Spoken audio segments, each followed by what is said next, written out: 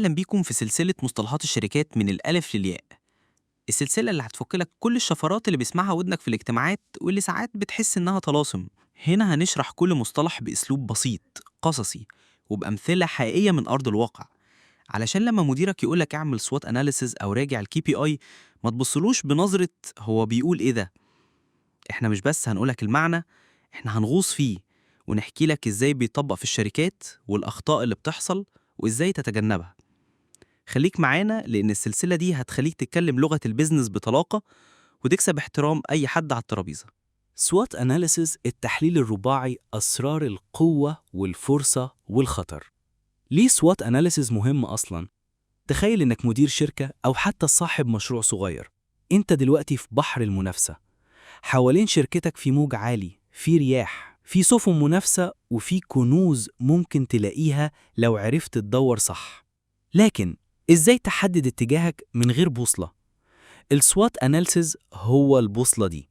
هو الأداة اللي بتخليك تبص على مشروعك من 4 زوايا مختلفة: نقاط القوة strengths، نقاط الضعف weaknesses، الفرص opportunities، والتحديدات threats.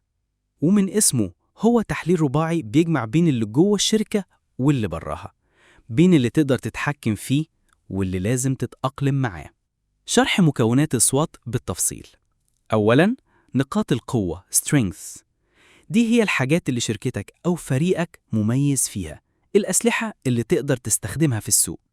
ممكن تكون ميزة تنافسية زي إنك بتقدم خدمة أسرع من أي منافس، سمعة قوية، العملاء بيثقوا فيك بسبب تجاربهم السابقة، موارد مميزة، تكنولوجيا خاصة، براءات اختراع، أو فريق موهوب.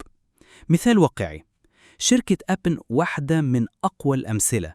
قوة علامتها التجارية، تصميم منتجاتها المبتكر، ونظام التشغيل المغلق اللي بيربط كل أجهزتها، دي كلها نقاط قوة بتخليها مختلفة عن أي حد. نصيحة زتونة: قبل ما تكتب نقاط قوتك اسأل نفسك، هل المنافسين يقدروا يقلدوا ده بسهولة؟ لو الإجابة يبقى دي مش قوة حقيقية. ثانياً، نقاط الضعف weaknesses. دي هي العيوب أو الحاجات اللي بتقف قصادك، والأهم إنها داخلية وتقدر تتحكم فيها أو تحسنها. ممكن تكون قلة خبرة لفريق معين، اعتماد كبير على عميل واحد أو مورد واحد، نقص في التكنولوجيا أو رأس مال. مثال واقعي: شركة نوكيا قبل ما تنهار كان عندها نقطة ضعف قاتلة: البطء في تطوير أنظمة التشغيل للهواتف وعدم التكيف مع ظهور الشاشات اللمس. بالرغم إنها كانت رائدة، لكن ضعف التحديث خلى المنافسين يسبقوها. خطأ شائع: ناس كتير بتحاول تخفي نقاط الضعف في التقرير وكأنها مش موجودة، لكن ده بيخليك تكرر نفس الأخطاء. ثالثاً، الفرص opportunities.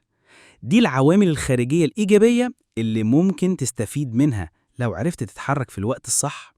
ممكن تكون تغيرات في السوق، دخول فئة عملاء جديدة، تطورات تكنولوجيا جديدة توفر لك تكلفة أو تزود جودة، تشريعات جديدة، قوانين تحمي منتجك أو تفتح سوق جديد.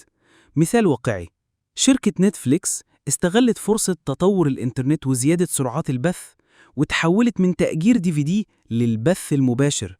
لو كانوا تجاهلوا الفرصة كانوا انتهوا زي بلوك باستر.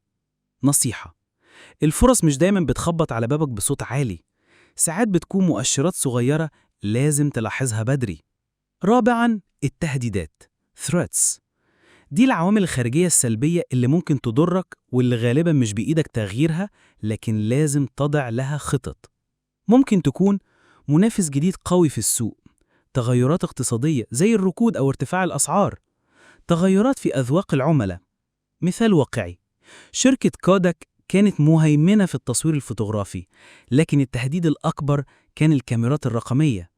هم شافوا التهديد بدري لكن ما تحركوش بسرعة فاختفوا تقريبا من السوق.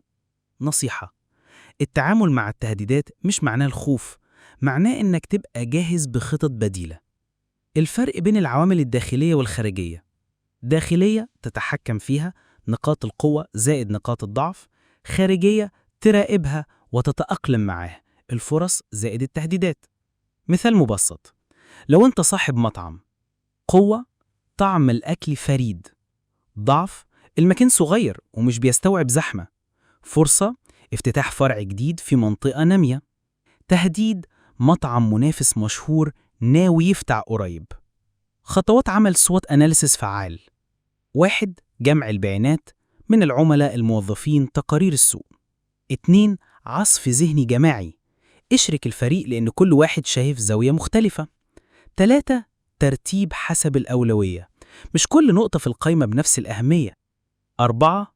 ربط العناصر ببعض، إزاي تستغل القوة لاقتناص فرصة أو تحسن ضعف لتجنب تهديد. أخطاء قاتلة في SWOT: كتابة نقاط عامة جدا زي خدمة العملاء جيدة من غير قياس، الخلط بين القوة والفرصة أو الضعف والتهديد، الاكتفاء بالتحليل مرة واحدة وعدم تحديثه.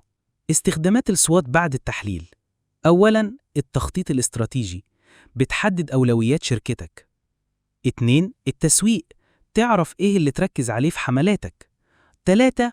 إدارة المخاطر، بتحط خطط بديلة قبل وقوع الكارثة. مثال عملي: لو اكتشفت إن عندك قوة في خدمة العملاء، ممكن تحولها لحملة تسويقية بعنوان أسرع خدمة عملاء في السوق. ولو لقيت تهديد من منافس بأسعار أقل، ممكن تركز على جودة المنتج وخدمات ما بعد البيع. الخلاصة: الSWOT مش تقرير تحطه في درج المكتب، ده خريطة طريق تتحدث باستمرار، ولو طبقته صح هتلاقي نفسك بتفهم شركتك أكتر وبتعرف تتعامل مع السوق باحترافية. وبكده نكون وصلنا لنهاية حلقة النهاردة من سلسلة مصطلحات الشركات من الألف للياء. افتكر دايما، المصطلحات دي مش كلام إنجليزي بيتقال علشان يبان فخم، دي أدوات وأساليب لو فهمتها وطبقتها صح هتفرق معاك في شغلك وحياتك المهنية بشكل كبير.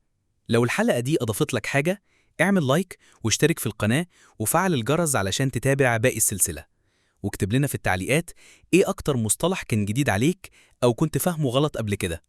استناني في الحلقة الجاية ومعها الزتونة جديدة من عالم البيزنس.